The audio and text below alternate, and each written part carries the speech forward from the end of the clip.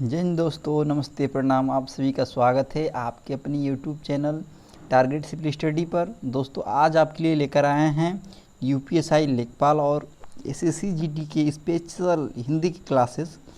तो चलिए दोस्तों स्टार्ट करते हैं। तो आज हम लोग देखेंगे, आज है प्रयत्न। प्रयत्न जो इसमें है दो प्रकार का है, अभ्यंतर प्रयत्न है और बाह्य प्रयत्न है। तो बाह्य प्रयत्न के बारे में हम लोग पढ़ेंगे पहले। तो बाह्य प्रयत्न क्या होता है, ये दो प्रकार के होते हैं, अघोष होता है और सघोष होता है। तो अघोष और सघोष के बारे में हम लोग आगे पढ़ेंगे। श्वास के आधार पर प्रयत्न, श्वास के आधार पर प्रयत्न क्या होता है, तो देखिए एक अल्प प्राण होता है, एक महाप्राण होता है। तो अल्प प्राण और महाप्राण क्या होता है इसके बारे में हम लोग देखेंगे। तो चलिए देखते हैं हम लोग अल्प प्राण। अल्प प्राण क्या होता है? अल्प प्राण, देखिए अल्प प्राण जिन व्यंजन वर्णों के उच्चारण में कम प्राण वायु निकले उसे अल्प प्राण कहते हैं। तो देखिए अगर हम लोग व्यंजन को उच्चारण कर रहे हैं, अगर बोलने में हम लोग के कम ऊर्जा लगे तो उसको हम क्या कहेंगे? अल्प प्राण कहेंगे।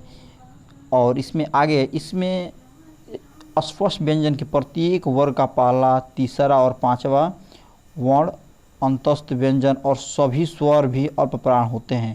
तो देखिए इसमें कह रहा है कि इसका पहला और तीसरा और पांचवा वर्ण अंतस्थ व्यंजन और सभी स्वर, तो सभी स्वर आपको पता होता है और आ सब क्या है, सब ये सब स्वर हैं। तो अ से लेकर अह तक सब क्या है? स्वर हैं।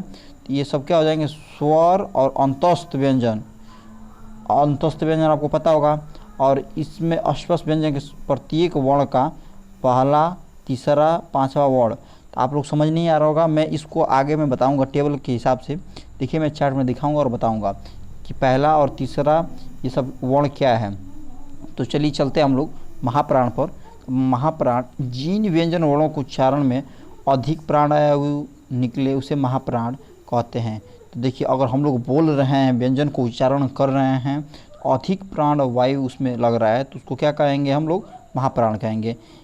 इसमें प्रत्येक वर्ग का दूसरा, चौथा वर्ण और उष्म व्यंजन भी है। तो उष्म व्यंजन क्या होता है? स, श, स और ये वाला स और ह, ये क्या होता है? उष्म व्यंजन होता है।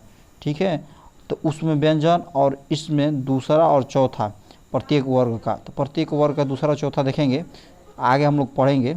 देखिए पहले इसको अघोष को देखते हैं हम लोग। अघोष क्या होता है, सघोष क्या होता है? तो अघोष क्या होता है, अघोष के बारे में हम लोग पढ़ेंगे।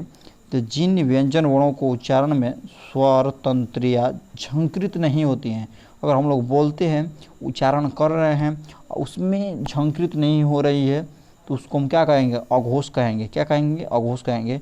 उन्हें अघोष कहते हैं। इसमें प्रत्येक वर्ग का पहला, दूसरा वर्ण तथा स तीनों स है भी अघोष होते हैं। तो हम लोग इसको याद रखेंगे, ये तीनों स, श, स।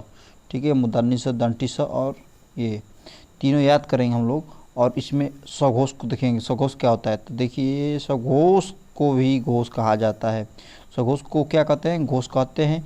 जिन व्यंजन वर्णों का उच्चारण में स्वर तंत्रिका झंकृत होती है, अगर हम उच्चारण कर रहे हैं, अगर इसमें स्वर तंत्रिका हम लोग की झंकृत हो जाएगी तो उसे क्या कहेंगे? हम लोग सघोष कहेंगे। सघोष को हम दूसरे नाम से क्या जानते हैं? घोष के नाम से जानते हैं, उसे सघोष कहते हैं।